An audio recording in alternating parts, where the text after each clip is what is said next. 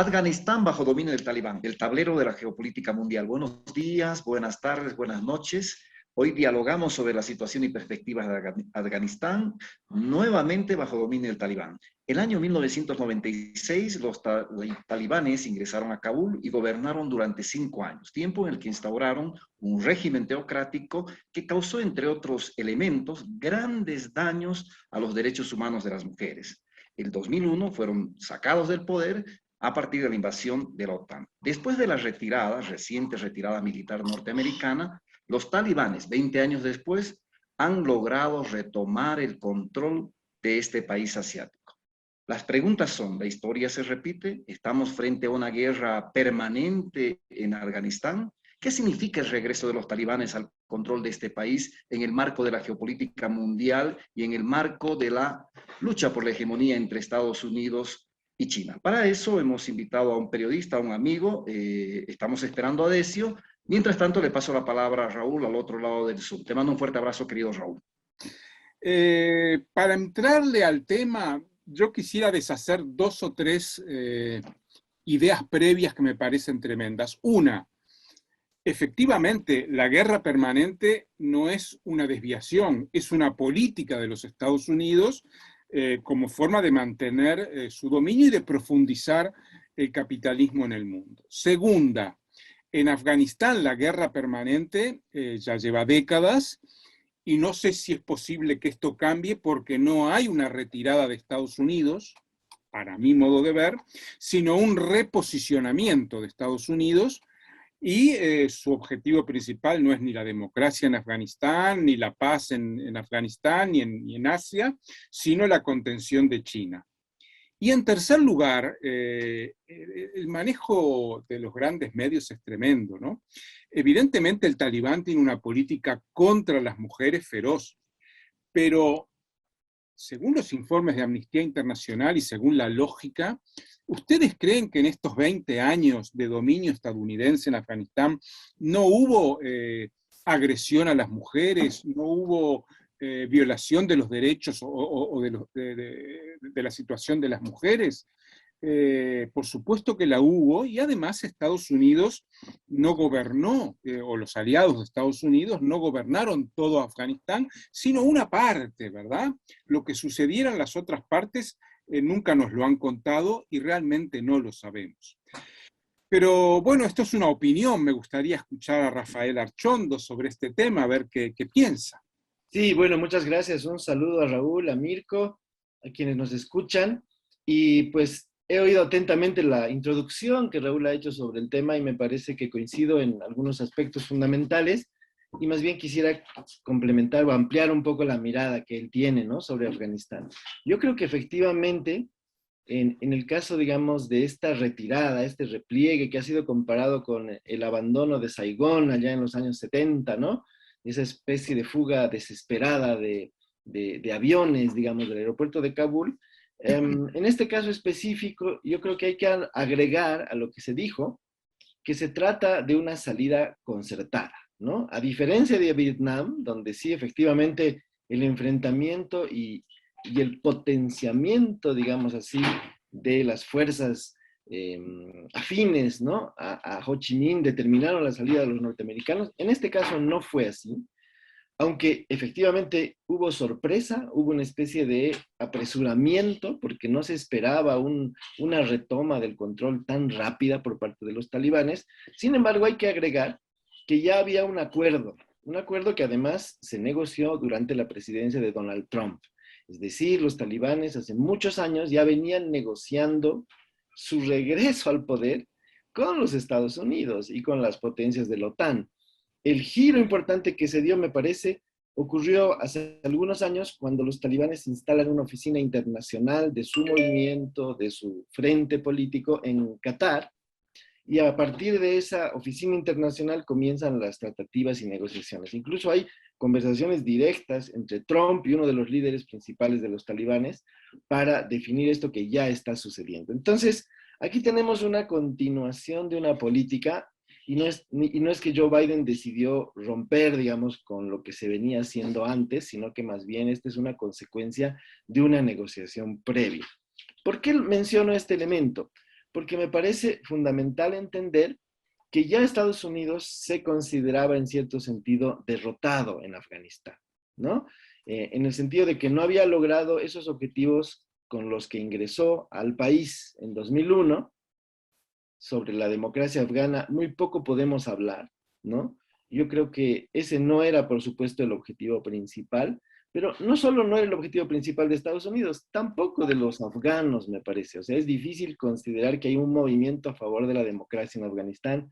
Eso me parece que es ajeno un poco a la tradición política de este país, ¿no? O sea, a veces pensamos bajo criterios y parámetros un poco occidentales, ¿no? Y yo creo que el tema de la democracia en el Asia, en algunos países sobre todo de carácter islámico, pues no es un asunto tan importante ni tan estratégico. Entonces, yo creo que aquí lo que se negoció en realidad no fue tanto si había o no había democracia, o como decía Raúl, si las mujeres iban a tener sus derechos respetados o no. Lo que se negoció básicamente es una retirada honrosa de Estados Unidos. Me parece que eso es lo que se discutió finalmente, porque ya era una guerra que es la más larga que Estados Unidos ha tenido en su historia, que ya no se podía prolongar más allá, ¿no? Entonces yo creo que es un repliegue absolutamente legítimo en el sentido de que no es una maniobra para seguir gobernando en Afganistán, sino que me parece, honestamente, que es el abandono de Estados Unidos de Afganistán en la medida en que su lucha contra el llamado terrorismo pues ha dejado de tener vigencia. Al-Qaeda está completamente desarticulada y Osama Bin Laden está muerto. Entonces, esas son las condiciones que ayudaron a este repliegue honroso, y no creo que sea un acto de fuerza de Estados Unidos, sino un acto supremo de debilidad. No sé qué piensan ustedes, pero creo honestamente que esos son los signos básicos de esta salida. Esa guerra ya no tenía ningún sentido. La democracia afgana no es lo suficientemente seductora como para mantener las tropas otros 20 años más. Y entonces finalmente, pues lo que se busca es que el equilibrio en la zona se produzca casi por inercia, sin la participación de Estados Unidos. No sé, yo en ese punto, digamos, sería muy enfático. No creo que Estados Unidos esté en el apogeo de su marea imperialista. Creo que está más bien en declive, y creo que este hecho también explica un poco esa hipótesis, ¿no? O la justifica por lo menos. Yo por mi parte estoy totalmente de acuerdo contigo. Hay un declive del dominio de Estados Unidos en el mundo, en Asia de forma muy clara. Hay que agregar que en esa zona se creó la Organización de Cooperación de Shanghái hace ya 20 años, donde está Rusia, donde está China, donde ahora acaba de entrar como miembro pleno, tengo entendido, Irán. Hay varias de las ex repúblicas soviéticas, Kazajstán, etc. Y está también la India como observador. Ahora, yo te hago la pregunta de alguna manera también. Yo creo que hay una derrota de Estados Unidos en Afganistán, más política que militar, porque tal como encara hoy las guerras Estados Unidos, que también es síntoma de debilidad, es con la superioridad aérea, bombardeando y bombardeando, pero sin capacidad de pelear en el terreno. Desde Vietnam no hay botas en el suelo, tienen muchos mercenarios, muchos tercerizados de la guerra, ¿verdad? Pero pocos soldados propios por esa misma lección de Vietnam. Pero yo creo, y me gustaría que tú como especialista mayor en el tema dieras tu opinión, que no hay un abandono de Eurasia, incluso por aquella famosa trabajo de Zbigniew Brzezinski, consejero de seguridad importantísimo, que decía que dominar Eurasia es fundamental. Yo creo que hay una búsqueda de reposicionarse y probablemente de perpetuar la inestabilidad en Afganistán. Ya hay un comienzo de guerra civil entre la Alianza del Norte y sectores que rechazan a los talibán, y la contención de China, ¿verdad? Afganistán tiene una pequeña frontera con China, pequeña pero estratégica porque está en Xinjiang, una zona uigur donde hay problemas para China, pero también tiene frontera con Irán, amplia frontera con Irán, con Pakistán, y está en un lugar donde la ruta de la seda, que es el principal proyecto de política exterior de China, para unir China con Europa, redes de carreteras, de puertos, de aeropuertos, etcétera, de trenes. Bueno, ahí ¿cómo va a jugar Estados Unidos en los próximos años en este terreno? ¿Cómo lo ves tú? Yo veo que hay una corriente autocrítica muy fuerte en Estados Unidos. He escuchado entrevistas todos estos días, ¿no? Criticando lo que se hizo en Afganistán. Y creo que todos los analistas norteamericanos, digamos, los que están en el ámbito doméstico del análisis de la política exterior, coinciden en decir que Estados Unidos en 20 años no entendió nada, ¿no? Que fue incapaz, digamos así, de comprender bien lo que pasaba en Afganistán y que por eso esta enorme sorpresa de ver el colapso del Estado que ellos construyeron durante 20 años, ¿no? Que en cuestión de días se vino abajo por el empuje de los talibanes, pues es una prueba clara de que estaban fuera, digamos así, del conocimiento, no tenían, digamos, capacidad de entender lo que estaba sucediendo. Y creo que ahí está uno de los elementos que Raúl mencionaba. La invasión a Afganistán no fue total. Muchos decían en broma durante estos años que lo único que hubo es una invasión a Kabul, ¿no? Que la capital estaba controlada, pero el resto del país estaba prácticamente, digamos, seguía estando en manos, ¿no? De estos grupos tribales, ¿no? Que forman parte básicamente del movimiento talibán, ¿no? El segundo elemento es que Pakistán colaboró muchísimo durante todos estos años con los talibanes. La prueba de eso es que Osama Bin Laden vivía en Pakistán. Y es muy curioso, Raúl, porque pues, Pakistán es uno de los principales aliados de Estados Unidos en la región, tiene poderío nuclear, una enemistad permanente con India, y por lo tanto es un aliado mucho más difícil de manejar y de controlar, ¿no? Entonces, que los talibanes hayan tenido su patio trasero en Pakistán y que a partir de Pakistán hayan podido entrar y salir del territorio sin problemas y mantener toda su estructura logística, digamos así, pues es otro de los elementos específicos en este análisis, ¿no? Entonces, pienso que sí, coincido contigo, Estados Unidos va a intentar reformular su política dentro de ese espacio, dentro de ese ámbito, pero siento que le va a costar mucho trabajo. Es decir, ya las condiciones son otras,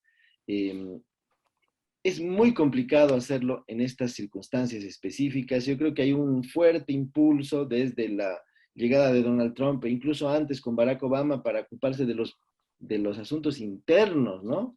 Principalmente y dejar de intentar, digamos, resolver crisis fuera de sus fronteras. Creo que eso va a hacer que Estados Unidos se repliegue mucho más, ¿no? Y no niego que existe ese interés, pero siento que es un imperio ya bastante desvalido, ¿no? Por la presencia justamente de Irán, de Rusia, de China. Esas son las potencias locales que van a tener mayor importancia e influencia. Y si comparamos con América Latina, donde Estados Unidos cada vez también va perdiendo mucho terreno, o sea, ya te puedes imaginar que estamos entrando realmente a un mundo auténticamente multipolar, donde Estados Unidos será una más de las variables, me parece, en el mundo. Tú mencionas la palabra América Latina y es el paso siguiente que me gustaría dar, porque siguiendo tu análisis, que básicamente comparto, ya Immanuel Wallerstein, que creo que es un maestro de estos temas, planteaba, y hace 20 años, 30 años tiene textos, y lo mirábamos con escepticismo, ¿no? Pero mirá lo que está diciendo Wallerstein, ¿no? La decadencia inevitable de Estados Unidos. Bueno, ahora se está viendo, y el ascenso, esta alianza China, Rusia, Irán, es muy potente. Fíjate tú si será débil los aliados de Estados Unidos, que en un país tan pobre, Arabia Saudí, no puede ganar la guerra de Yemen y todo indica que la está perdiendo, ¿verdad? Entonces, América Latina.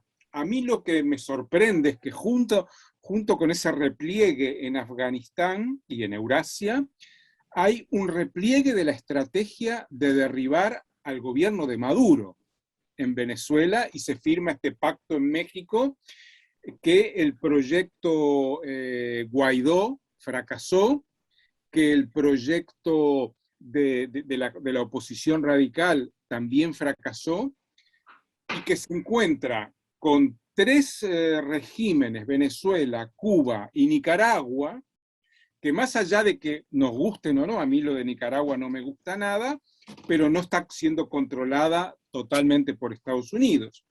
Y que además su viejo aliado, que podía haber operado contra Venezuela, que es Colombia, tiene por primera vez una situación de no control. Yo sospecho que este viraje respecto a Venezuela también tiene que ver con la revuelta colombiana, anticipándose a lo que puede venir. Y para cerrar, la píldora de Perú, un país donde siempre tuvo una situación más o menos, desde la época de Velasco Alvarado para aquí, digamos, una situación más o menos, bueno, con Alan García fue el primer gobierno bastante complejo, pero bueno, es una pieza, ¿verdad? Perú en el ajedrez de Estados Unidos que ahora no se sabe qué va a pasar. Yo creo que no va a haber muchos cambios. ¿Tú cómo ves esto de América Latina y este viraje respecto a lo de Venezuela, simultáneo al viraje respecto a Asia? Rafael, Sí. yo te voy a interrumpir, lo tenemos a Decio, y nada más bien preguntarle a Decio un primer pincelazo sobre lo que está ocurriendo en Afganistán. Raúl y Rafael coincidían en muchos aspectos, el papel de los Estados Unidos cada vez más en declive, el papel de Pakistán, pero queremos una primera impresión, Decio, tuyo o tuya, una primera impresión sobre Afganistán para luego entrar a las repercusiones del conflicto de Afganistán en América Latina. Un saludo a todos, Mirko, Rafael, Raúl, ¿no?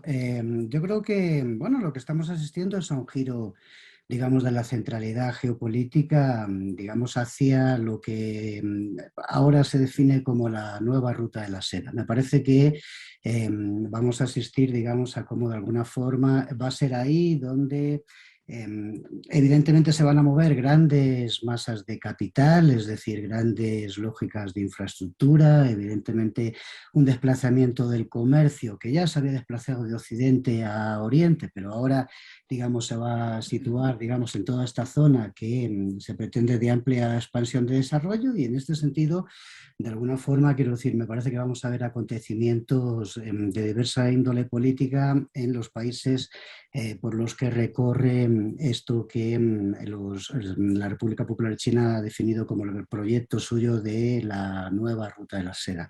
En este caso, el tema de Afganistán a mí me parece que es evidentemente el primero de los episodios, digamos, de nuevo perfil que podemos asistir ahí. Hay que decir que todas las embajadas han salido, con excepción de la rusa y la china, digo, todas las embajadas de países importantes, los de Europa Occidental, evidentemente Estados Unidos. Digamos, hay una relación que se estableció ya desde hace más o menos un mes, es decir, ya fuerte, con los talibanes por parte de la República Popular China. Esto significa evidentemente que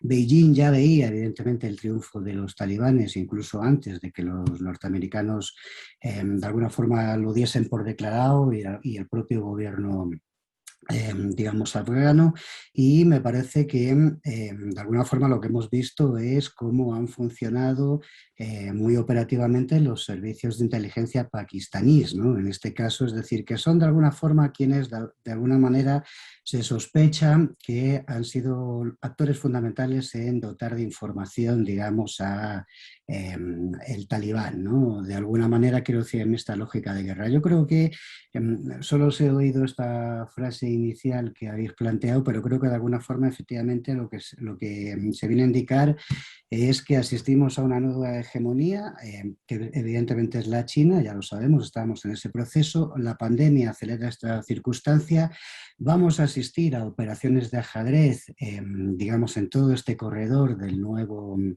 la nueva ruta de la seda y en este caso me parece que hay una operación de alguna forma de China por intentar estabilizar la región, evidentemente los talibanes bajo la lógica de la yihad no dejan de ser de alguna forma un problema de inestabilidad política en función de lo que vaya pasando en diferentes regímenes digamos de la zona y al mismo tiempo se le abre una puerta a China hacia el mar, digamos, en una zona donde no la tenía, digamos, con esta relación de aliada estratégica que tiene con Pakistán. Me parece que los norteamericanos son los grandes perdedores de este conflicto, hablo geopolíticamente, los grandes perdedores de este conflicto evidentemente son las mujeres y los sectores, digamos, que tienen desarrollada cierta conciencia popular dentro de Afganistán, es decir, que van a ser fuertemente reprimidos una vez más, ¿no? Pero de alguna forma Estamos asistiendo a un nuevo corredor, digamos, geopolítico, con una nueva centralidad de grandes movimientos de capital, de grandes inversiones de los bancos de desarrollo chino, de grandes operaciones de infraestructura, por donde pasan oleoductos, por donde va a pasar gran parte del comercio hacia Europa y Occidente desde China, y en paralelo me parece que estamos viendo cómo China de alguna forma, bajo lógicas diferentes a las que utilizó Rusia en su momento, posteriormente Estados Unidos, intenta neutralizar un factor de inestabilidad que es el régimen talibán, que es un régimen realmente muy complejo por las lógicas, digamos, religiosas y falta de alineamiento, digamos, a posiciones geopolíticas internacionales. Bien, ahora sí, Rafael, después de este pincelazo general, pero creo que hay bastantes diferencias, el mundo unipolar, multipolar, la emergencia de China, pero en todo caso ahí está la pregunta que te hacía Raúl sobre las consecuencias sobre América Latina, estos cambios, estos giros que estamos empezando ya a vivir. Querido Rafael. Sí, bueno, tratando de articular lo que acaba de decir Decio con la pregunta que hacía Raúl cuando Decio ingresaba, creo que es interesante el mundo que se viene, ¿no? Yo creo que lo que ha fracasado en Estados Unidos o en Afganistán con la presencia norteamericana es esta vieja idea de que Estados Unidos va a imponer un tipo de sistema político en el mundo, ¿no? Como sabemos, en Estados Unidos siempre hay esas dos posturas, ¿no? La de intervenir y ser de alguna manera la vanguardia de la democracia liberal en el mundo, y esta otra idea más bien de encerrarse, ¿no?, en el mundo doméstico y convertir a Estados Unidos en una especie de buen ejemplo, nada más, ¿no? Entonces siempre hay esa pugna en la política exterior norteamericana de los que quieren salir hacia afuera y los que más bien prefieren ocuparse de los problemas internos, ¿no? Yo creo que sí es un fracaso de Estados Unidos, pero también siento, por lo que he leído y visto, que hay una sensación de alivio, ¿no? Una guerra más que se termina, una especie de quimera que se abandona, ¿no? Es decir, lo que dijo Biden es muy claro, los norteamericanos no vamos a pelear algo que los afganos no están dispuestos a pelear, ¿no? O sea, ¿por qué nos vamos a ir a morir, ¿no?, a Kabul por una democracia que los afganos no están defendiendo? Me parece que ese es un giro interesante en el discurso, y esta idea de que Estados Unidos ya debe dejar de ser el policía del mundo. Y entonces creo que el nuevo mundo que está apareciendo, siguiendo en sintonía con lo que decía Decio, es un mundo donde a lo mejor las relaciones comerciales, económicas van a ser predominantes y las consideraciones sobre derechos humanos, las consideraciones sobre el régimen político van a pasar a un segundo plano, como ya han pasado a segundo plano, por ejemplo, en la política exterior china hace mucho tiempo, ¿no? Desde el reacercamiento de Mao con Nixon, ya los chinos pues plantean la idea de que cada uno tiene que decidir el sistema político que mejor le parezca y que para ellos es una extravagancia que un país se ponga a criticar a otro por el sistema político que tiene, ¿no? Eso es algo muy típicamente chino, de decir, bueno, cada uno sabrá lo que hace, a mí lo que me importa son las relaciones de otro tipo, ¿no? Y creo que, bueno, a lo mejor Estados Unidos va a entrar también en esa órbita de dejar, digamos así, de juzgar a los regímenes, de dejar de preocuparse tanto por el tema de derechos humanos. Y entonces creo que este es el lado un poco, digamos, negativo o tal vez preocupante del nuevo esquema multipolar, ¿no? Que de pronto los asuntos internos domésticos ya no interesen, y ahí entrando a lo que decía Raúl, ¿no?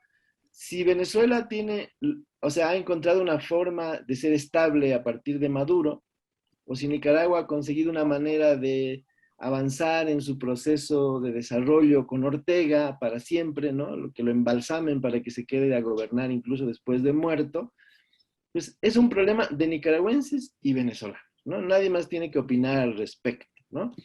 Creo que podríamos estar avanzando hacia ese tipo de indiferencia sobre lo político y solamente, digamos, esa sobre preocupación selectiva sobre lo económico, ¿no? No sé si esa va a ser la característica de una especie de nuevo pragmatismo que lo han llevado adelante los chinos con mucho éxito y que a lo mejor Estados Unidos está considerando también tomarlo para sí, ¿no? Para integrarse a este mundo tan distinto en el que estamos empezando a vivir. Yo de todos modos, ya estoy de acuerdo contigo, Rafa, y también con lo que decía Decio. Ahí surgen dos elementos, uno geopolítico y otro social. El social, que es el más evidente, es que la nueva situación geopolítica, que ya venía siendo grave, para los movimientos sociales, para los movimientos populares es dramática, porque el tipo de sociedad que dibuja China, no estoy defendiendo el tipo de sociedad estadounidense, para nada, pero el tipo de sociedad que exporta China es profundamente patriarcal, ¿verdad? O sea, desde el punto de vista del género es tremendo, pero también implica un neocolonialismo de commodities que es dramático para nuestros países, ¿verdad? O sea, no mejora lo de Estados Unidos. Ahora, yo sí creo que desde el punto de vista geopolítico, Estados Unidos va a necesitar hacerse más fuerte en su patio trasero. ¿Puede Estados Unidos tolerar, bueno, ya lleva regañadientes tolerando a Cuba, puede tolerar una Venezuela con fuerte presencia rusa y china? Yo tengo mis dudas. No sé qué va a suceder, pero tengo mis enormes dudas. ¿Y puede tolerar una Colombia gobernada por un progresismo que nunca lo ha estado? Porque Colombia ha sido unicolor, ¿verdad? Conservadora siempre. ¿Y puede tolerar eso? Yo no sé hasta qué punto eso no está indicando que pueda haber más conflictos en nuestra región. Decio, te escuchamos. Yo creo que estamos asistiendo como una división del continente desde la lógica geopolítica, ¿no? Me parece que Estados Unidos está definiendo como un espacio que al menos iría como del Daurén hacia arriba, ¿no? Digamos, controlando lo que es el istmo centroamericano de alguna forma. Ahí está esta lógica de México, que, bueno, quiero decir que es una potencia, una subpotencia regional, evidentemente, pero que de alguna forma, por la singularidad geográfica de México, es decir, la frontera inmediata de Estados Unidos, etcétera, al final, más allá de los gobiernos de López Obrador o cosas de este tipo, al final, digamos, interviene en una lógica hemisférica, digamos, de los intereses norteamericanos. Yo creo que de alguna forma estamos asistiendo a cómo Estados Unidos se queda con ese, reduce un nivel de influencia muy fuerte, es decir, sobre el istmo centroamericano y evidentemente también sobre países determinados de Sudamérica, pero yo estoy así, tengo la sensación de que incluso los gobiernos conservadores, en este caso, están trabajando, digamos, con una lógica muy pragmática con respecto a China. Digo esto porque, digamos, durante la época de gobierno de Macri, por hablar de un gobierno corporativo, conservador, de derechas, que era la sucesión de un gobierno progresista, el presidente chino visitó más veces Buenos Aires que Caracas, ¿no? Quiero decir, por ejemplo, en este sentido me parece que se está trabajando con un pragmatismo fuerte por parte de los gobiernos incluso conservadores en Sudamérica. El gobierno de Santos no fue una excepción en este sentido en Colombia. Y este de Duque puede estar un poquito más, digamos, complicado analizar esto por la fuerte influencia de Uribe y por el posicionamiento que tiene Uribe ahí, quiero decir, este sector ultraconservador. Pero de alguna forma me parece que si el gobierno futuro de Colombia no fuese progresista, es decir, no ganase Petro y fuese de un perfil, digamos, más centro-derecha, estoy pensando a lo mejor en Fajardo o cosas de ese tipo, es decir, asistiríamos a un episodio parecido, digamos, en esa relación con China. A mí lo que me da la sensación es que posiblemente asistamos a una división planetaria tecnológica en esta lógica de disputas de ambos países y esto esto va a afectar a la economía porque la nueva economía es una economía tecnológica, es el capitalismo cognitivo, quiero decir, y tiene todo que ver con los elementos que en este momento están en el marco de la cuarta revolución industrial. Si asistimos realmente a esa división tecnológica, podría generarse un escenario, digamos, económico internacional absolutamente diferente de lo que hemos conocido hasta el momento, ¿no? Porque tendríamos una división no en un muro físico, como fue el de Berlín, o cosas de este tipo, sino que tendríamos una división tecnológica que afectaría a las lógicas de relación económica, porque de alguna forma haría, digamos, o incompatible determinadas lógicas comerciales en función de cómo está, digamos, reconfigurándose la economía en el marco de las tech, ¿no? O sea, de lo que tiene que ver con todo este tema del capitalismo digital, de alguna forma. Y en ese sentido, perdón que me entrometa, América Latina está muy mal parada.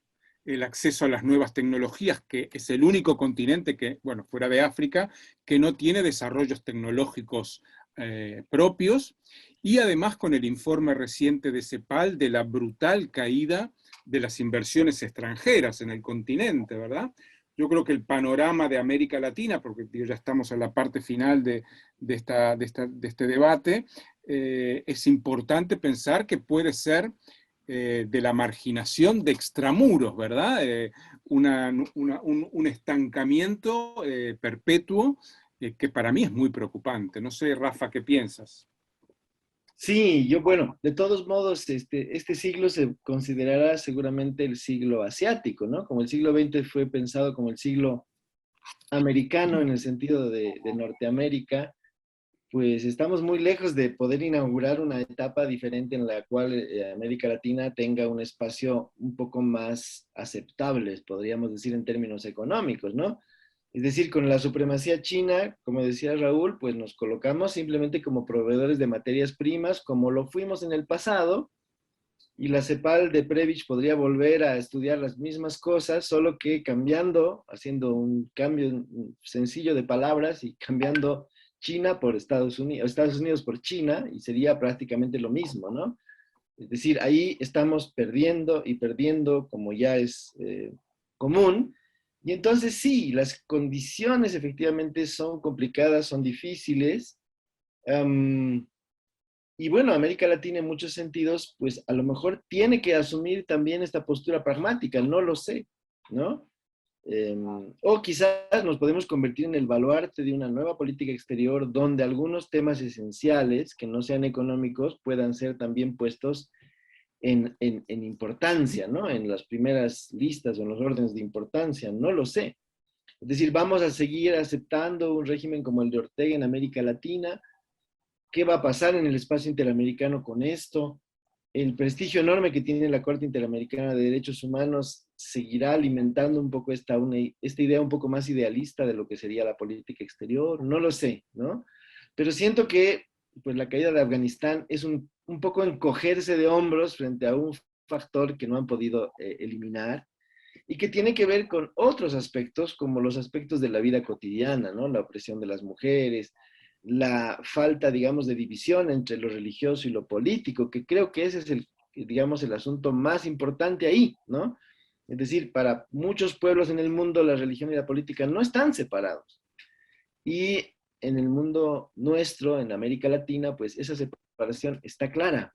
Y nos horrorizamos cuando la frontera es atravesada, ¿no? Como cuando en Bolivia se mostraba la Biblia, toda América Latina se escandalizaba, ¿no? Pero bueno, esa es la vida diaria de los talibanes, ¿no? Es decir, la completa, digamos, mezcla entre política y religión. Entonces, no sé si estos temas van a quedar ya cada vez más rezagados y nos vamos a tener que ocupar solo de la economía. Eso es lo que a mí por lo menos me preocupa, pero no sé si es una preocupación un poco sofisticada frente a los hechos duros, No. concretos que nos rodean. Decio, antes de cederte la palabra, agregarle a estas perspectivas que trazan tanto Rafael como Raúl, una tercera, y es la que también Raúl ha tematizado en varios de sus textos, ¿no? Aprovechar la confrontación, la lucha hegemónica entre China y Estados Unidos por plantear un proyecto propio desde América Latina.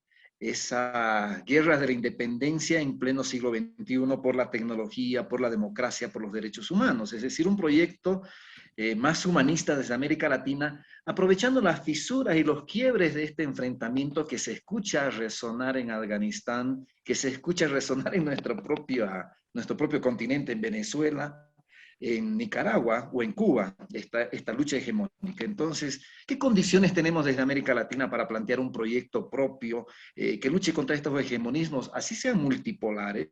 Estamos hablando de dos potencias que se están dividiendo el mundo, pero en todo caso, para que entremos con personalidad propia a esta disputa por la tecnología, por la vida, por la democracia, por los derechos humanos desde América Latina.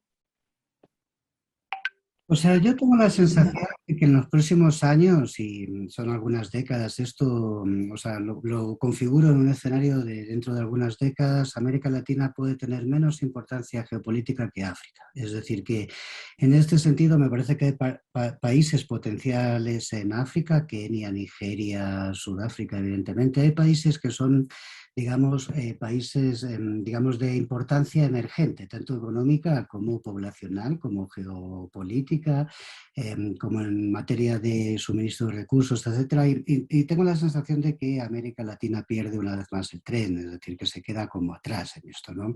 Entonces, y asistimos a episodios como los que estamos viendo en Brasil, que es esta involución absoluta de su, digamos, de su peso, ¿no? Como actor geopolítico internacional, cosas de este tipo que no suceden en otros países, digamos, por ejemplo, africanos, donde cada vez tienen más. O sea, no se anda para atrás, sino para adelante, digamos, en estas lógicas, digamos, de importancia en el sistema mundo. Y ahí yo creo que yo no soy optimista, confieso que no soy optimista en mi visión sobre América Latina. Me da la sensación de que según perdamos peso, es decir, como región, territorio, subcontinente, etcétera, en el sistema mundo, vamos a tener lógicas políticas internas cada vez más primarias. Y esto significa, evidentemente, que las relaciones de poder se van a mantenerse superasimétricas como son, que posiblemente la desigualdad e incluso crezca y que, digamos, asistamos a dinámicas de muy pocos democráticas, ¿no? Es decir, que perdamos parte de lo que se ha podido avanzar en la segunda mitad del siglo pasado y esta, entre comillas, ¿no? Porque todos somos críticos, digamos, con el sistema democrático existente, ¿no? Pero lo que quiero decir en esto es que sí que tengo la sensación de que el continente, a pesar de que geopolíticamente podría tener un peso por su ubicación con respecto a Asia-Pacífico, al Océano Pacífico, etcétera, no va a tener la importancia, digamos, a futuro que podría tener. Y en este sentido yo creo que vamos a asistir a una lógica negativa en las relaciones internas del continente, es decir, en las lógicas de sociedad-poder, ¿no? De alguna forma, ¿no? Por hablar en estos términos. Y ahí creo que vamos a asistir a una evolución importante en materia, digamos, de cómo nos relacionamos, ¿no? Es decir, como sociedad, el sistema democrático y demás. Creo que de alguna forma la experiencia por terminar la idea, la experiencia del ciclo progresista anterior, este que vino más o menos, digamos, en la primera década y media de este siglo, es una demostración, digamos, de las limitaciones que tiene el continente para conseguir, o sea, para adoptar lógicas, digamos, de evolución democrática. ¿Sí? O sea, que cuando ha cambiado de alguna forma el peso de poder en la balanza, lo que hemos asistido han sido a caudillismos, liderazgos personales, conformación de organizaciones políticas en torno a la figura de un líder, cosas de este tipo. Y en este sentido, de alguna forma, incluso desmembramiento del tejido social organizado que de alguna forma hizo posible las condiciones para que estos nuevos gobiernos llegasen al poder, etc. En este sentido, yo creo que, digamos, está claro que tenemos, digamos, limitantes muy fuertes y que posiblemente en función de cómo se va rediseñando el mundo, y esto es una cuestión, digamos, de algunas décadas más, nuestro papel va a ser cada vez menor y a su vez dentro del continente las relaciones políticas pueden ser todavía más primarias y cuando digo más primarias me quiero decir más salvajes, ¿no? Más salvajes, digamos, en las lógicas de violación de derechos humanos y todo lo demás. Sintetizaría dos desafíos que creo que los latinoamericanos tenemos, que es para discutir, ¿no? Uno es superar el extractivismo. Si no superamos el neoextractivismo, difícilmente podamos avanzar en el segundo desafío, que es evitar que los estados se sigan degradando. Ya tenemos narcoparaestados en América Latina, ¿verdad? Y varios, y no pequeños precisamente. Y bueno, si no somos capaces de revertir un poco esta situación, veo efectivamente un panorama muy difícil en las próximas décadas. No, muchas gracias. Simplemente agradecerles a Rafael, a Decio, que ha hecho un tremendo esfuerzo Y a ti, Raúl, un fuerte abrazo, muchas gracias. Espectacular el diálogo. Que Gracias. pasen muy bien. Saludos, Rafa, Gracias. saludos, Recio, saludos, Un Mirko. saludo. Chao. Que les vaya bien. Que nos vaya bien, que nos vaya bien. Gracias, gracias, gracias.